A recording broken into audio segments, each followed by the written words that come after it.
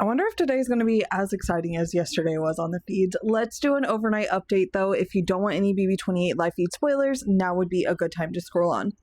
So as a reminder, this week we have Lala as the head of household. She nominated Haley, Chuck, and Barrett. And yesterday, the Power Veto competition was played and Kamu was the winner of the Power Veto this week. After the Power Veto competition was done, Lala, Taylor, and Kamu all met in the HOH room. Kamu is still telling everyone in the house, aside from Chuck and Haley, that he is not going to be using the veto on Monday. And they come up with a plan to say that the reason he is not going to use the veto is because Lala told him that Devins would be the replacement nominee. The real replacement nominee is going to be Drew if the veto is used. However, they just kind of need to give Kamu an excuse to tell Chuck and Haley why he's not going to be using the veto, which I think is really interesting because Taylor and Lala, you didn't have to help him come up with an excuse. He could have just burned that bridge.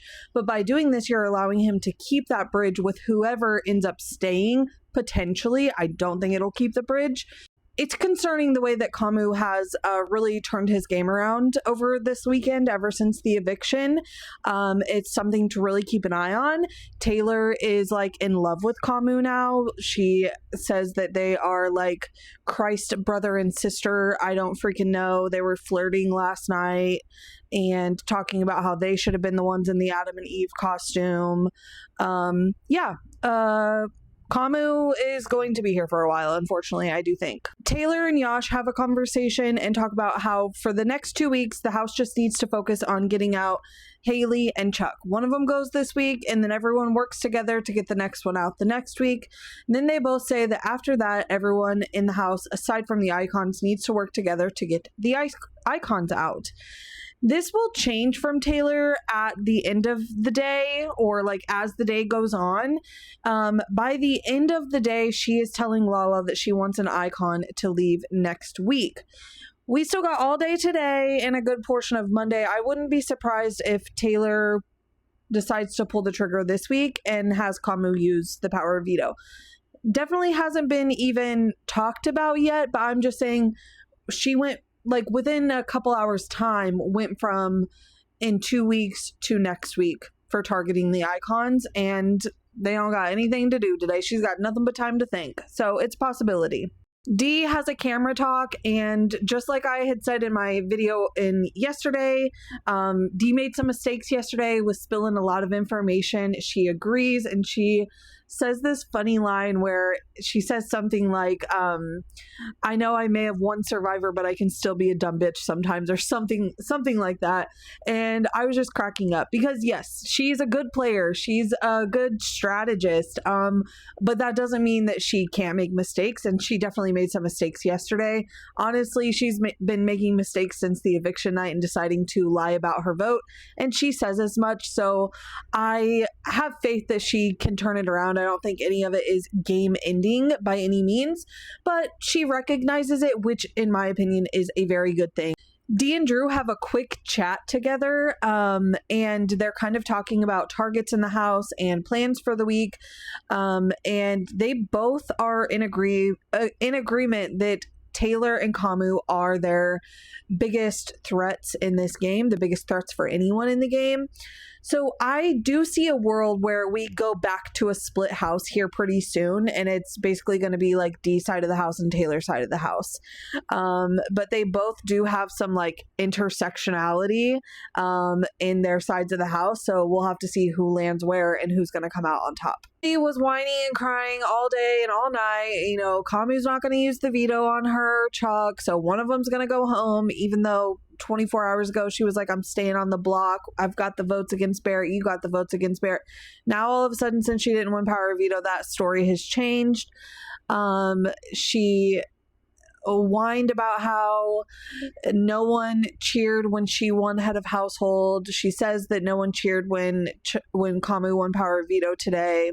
Her and Chuck keep talking about how Angela owes the entire house an apology, not just them, because she has made the atmosphere of the house feel like really tense and bad today after her blow up. Mind you, everyone but them is having a grand old time. chilling in the pool, cooking food, cleaning, telling retells of the Angela blow up in many different forms and fashions and laughing and carrying on about it. Haley also says that she is just extremely concerned for how much hate Angela is going to get on the outside for blowing up on her. Spoiler alert, it's zero hate. Yeah, Haley's delusions just continue. I think that they will continue even when she is out here with us, that she was just the nicest, kindest girl in that house. So everyone be ready for that. I don't know that Haley will be the one that joins us out here this week, though, because just like Kamu was able to talk himself off the block, I noticed several different times yesterday where he was very subtly defending Haley in different ways, even pre-blow up. So I don't know if she's going to be the one leaving this week. I think that he has a better relationship with Haley, and I think he will be pushing for Chuck to be the one to go this week. Him and Devins were talking about the whole blow up situation, and they say that the women in this house just take things too far, make them too personal. And did you guys know that when Kamu and Jason had their situation that it wasn't personal? According to Kamu, but I mean, I don't know. I watched it, you watched it, Jason watched it. I think we're all seeing things a little bit differently than he is. It's been a pretty slow day in the BB28 house, but let's chat about some of the little bits of game that have been discussed today. So as a reminder, we have Lala as the head of household. Our 3 nominees right now are Chuck, Haley, and Barrett, and Kamu is our current veto holder. The veto ceremony will take place at some point tomorrow, and today Chuck and Haley have both pitched to Kamu that the veto should be used on Haley as they are concerned that Haley will not have the votes against Barrett or Chuck if she remains on the block after the blockbuster. Chuck seems to think that he will have the votes to stay no matter who he's sitting next to. And honestly, Kamu has not necessarily told them one way or another, but they're both pretty much under the impression that Kamu plans on not using the power of veto. Chuck kind of came at him a little bit hard and was like, you preach that you are here to play the game for your alliance and that you're a loyal player. How do you think the perception is going to be outside when people see that I picked you to play for the veto and now you're not going to use it on me or Haley, 2 members of your alliance? Kamu basically said, you know what, I've actually done many things for this alliance. I've proven my loyalty. And as far as Haley goes, last week when we were having discussions about the renom between Mallory and Lyric, she essentially said that she didn't care what was best for the alliance. She was going to make a move that was best for her game because at the end of the day, only one person can win the game. I mean, there's not much that Chuck can say to argue against that when he's pushing for the veto to be used on Haley. And same could be said for Haley. Other videos, I talked about how last night Lala and Taylor had a discussion, and Taylor was saying that rather than targeting the leftover of Chuck and Haley next week, that they should be targeting the icons. Lala talks to Taylor today and says that she's really not sure she agrees with that plan. Taylor was really saying that they need to get the icons out in the pre-jury phase, and Lala disagrees and says that she thinks that the icons need to be in the jury, as those are people that will champion for good voting, will champion for Lala and Taylor since they like them. And so they agree that they won't target the icons until the jury phase. At that same time, literally on cameras 3 and 4 was Lala and Taylor's conversation, and on cameras 1 and 2, Angela and Dee were talking about how they very soon need to be targeting Taylor and Lala, but more so Taylor because of how much of a threat she is in this game strategically. So again, I am just waiting for the Dee versus Taylor split house to come alive. This evening, Melody has been doing a lot of talking to Barrett, Mallory, and even Angela about how she's concerned that people are forgetting about Kamu and that Kamu was a big player these last couple weeks. Kamu was part of the Chuck and Haley situation, and everyone seems to be really, really focused on Chuck and Haley, but forgetting that Kamu was a part of like everything that they have a problem with Chuck and Haley for, Kamu was also a part of. She said that she's worried that people are just going to forget about that and he's going to be able to skate by and get through to the end because he is a good player. She has this theory that she is concerned that Kamu made a deal with Taylor and Lala to kind of just drag them along to the end in exchange for him not being nominated this week.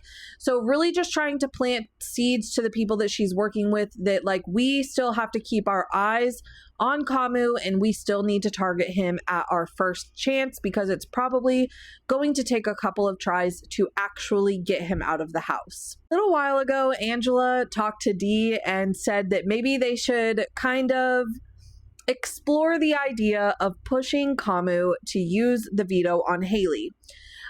They think Angela was thinking that this could be a way for them to get back in Haley's good graces, and it would also cause some mistrust between Kamu, Taylor, and Lala.